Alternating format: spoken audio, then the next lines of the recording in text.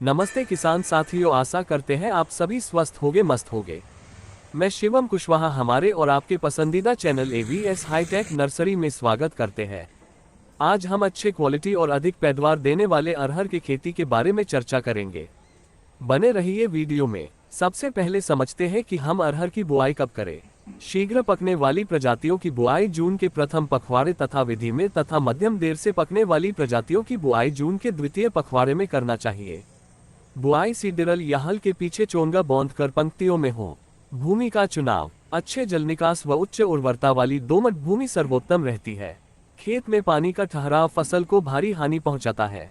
खेत की तैयारी। मिट्टी पलट हल से एक गहरी जुताई के उपरांत 2 से 3 जुताई हल अथवा हैरो से करना उचित रहता है। प्रत्येक जुताई के बाद सिंचाई एवं जल निकास की पर्याप्त व्यवस्था हेतु पाटा देना आवश्यक है। उर्वरक मृदा परीक्षण के आधार पर समस्त उर्वरक अंतिम जुताई के समय हल के पीछे कूड़ में बीज की सतह से 2 सेमी गहराई व 5 सेमी साइड में देना सर्वोत्तम रहता है। प्रति हेक्टर 15 से 20 kilogram nitrogen, 50 kilogram phosphorus, 20 kilogram potash व 20 किलोग्राम गंधक की आवश्यकता होती है। जिन क्षेत्रों में जस्ता की कमी हो वह पर 15 से 20 किलोग्राम जिंक सल्फेट प्रयोग करें। नाइट्रोजन एवं फास्फोरस की समस्त भूमियों में आवश्यकता होती है, किंतु पोटाश एवं जिंक का प्रयोग मृदा परीक्षण उपरांत खेत में कमी होने पर ही करें। नत्रजन एवं फास्फोरस की संयुक्त रूप से पूर्ति हेतु 100 किलोग्राम डाई अमोनियम फास्फेट एवं गंधक की पूर्ति हेतु 100 किलोग्राम जिप्सम प्रति हेक्टेयर का प्रयोग करने पर अधिक उपज प्राप्त होती है। बीज शोधन का तरीका। मृदा जनित रोगों से बचाव के लिए बीजों को 2 ग्राम थीरम व 1 ग्राम कार्बेंडाजिम प्रति किलोग्राम अथवा 3 ग्राम थीरम प्रति किलोग्राम की दर से शोधित करके बुआई करें।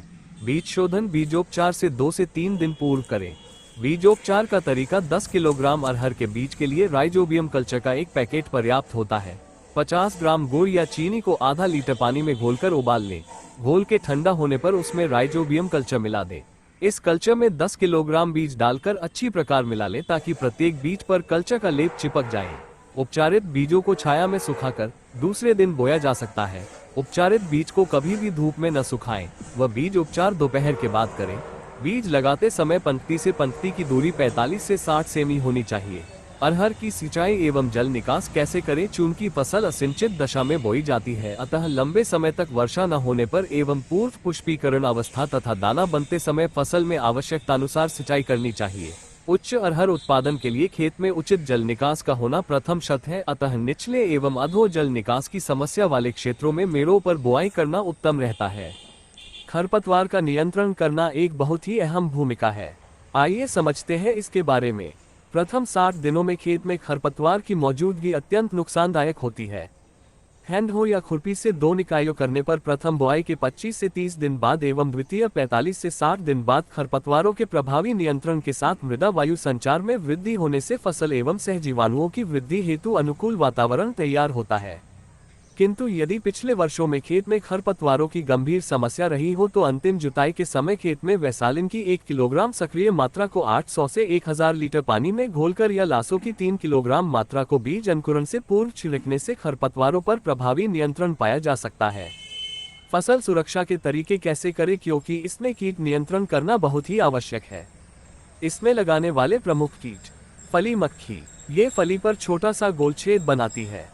इल्ली अपना जीवन काल फली के भीतर दानों को खाकर पूरा करती है एवं खाद में प्रौढ़ बनकर बाहर आती है। दानों का सामान्य विकास रुक जाता है। मादा छोटे व काले रंग की होती है जो वृद्धिरत फलियों में अंडे रोपण करती है। अंडों से मेगट बाहर आते हैं और दाने को खाने लगते हैं। फली के अंदर ही मेगट शंखी में बदल जाती है, जिसके कारण दानों पर तिरछी सुरंग बन जाती है और दानों का आकार छोटा रह जाता है। 3 सप्ताह में एक जीवन चक्र पूर्ण करती है। फली छेदक इल्ली। छोटी इल्लियों फलियों के हरे उत्तकों को खाती है व बड़े होने पर कलियों, फूलों, फलियों व बीजों पर नुकसान करती है। इल्लियों फलियों पर टेढ़े मेढ़े छेद बनाती है। इस कीट की मादा छोटे सफेद रंग के अंडे देती है।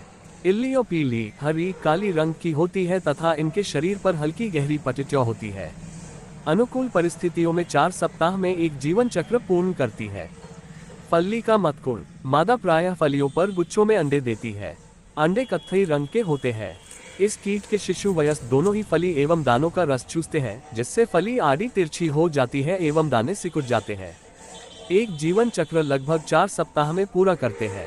प्लूमाथ। इस कीट की इल्ली फली पर छोटा सा गोल छेद बनाती है। प्रकोपित दानों के पास ही इसकी विष्ठा देखी जा सकती है। कुछ समय बाद प्रकोपित दानों के आसपास लाल रंग की फफूंद आ जाती है। ब्रिस्टल ब्रिटल, ये भरिंग कलियुग फूलों तथा कोमल फलियों को खाती है, जिससे उत्पादन में काफी कमी आती है। यह कीट अरहर, मूंग, उड़द तथा अन्य दलहनी फसलों पर भी नुकसान पहुंचाता है। भरिंग को पकड़कर नष्ट कर देने से प्रभावी नियंत्रण हो जाता है। कीटों के प्रभाव का नियंत्रण कैसे करें? 1. कृषि के समय गर्मी में खेत की गहरी जुताई करें। शुद्ध अरहर न बोए, फसल चक्र अपनाएं। क्षेत्र में एक ही समय बोनी करना चाहिए। रासायनिक खाद की अनुशंसित मात्रा का प्रयोग करें। अरहर में अंतर्वर्तीय फसलें जैसे ज्वार, मक्का या मूंगफली को लेना चाहिए। 2. यांत्रिक विधि आधारा फसल प्रपंच लगाना चाहिए। फेरोमेन प्रपंच लगाएं, पौधों को हिलाकर इल्लियों को गिराएं एवं उनको इकट्ठा करके नष्ट करें। खेत में चिड़ियाओं के बैठने की व्यवस्था करें। कटाई एवं मड़ाई कब और कैसे करना चाहिए? 80% फलियों के पक जाने पर फसल की कटाई गड़ासे या हैंसिया से 10 सेमी की ऊंचाई पर करना चाहिए। तत्पश्चात फसल को सूखने के लिए बंडल बनाकर फसल को खलिहान में ले आते हैं। फिर 4 से 5 दिन सुखाने के पश्चात पुलमैन थ्रेशर द्वारा या लकड़ी के लट्ठे पर पिटाई करके दानों को भूसे से अलग कर लेते हैं। अब समझते हैं इससे आपको उपज कितना मिलने वाला है। उन्नत विधि से खेती करने पर 15 से 20 कुंतल प्रति हेक्टेयर दाना एवं 50 से 60 कुंतल लकड़ी प्राप्त होती है। अरहर के भंडारण के तरीके: भंडारण हेतु नमी का प्रतिशत 10 से 11% से अधिक नहीं होना चाहिए। भंडारण में कीटों से सुरक्षा हेतु एल्यूमिनियम फॉस्फाइड की 2 गोली प्रति टन प्रयोग करें। वीडियो में बने रहने के लिए धन्यवाद। वीडियो अच्छी लगे तो लाइक और शेयर करें ताकि हमारे किसान साथियों तक ये जानकारी पहुंच सके।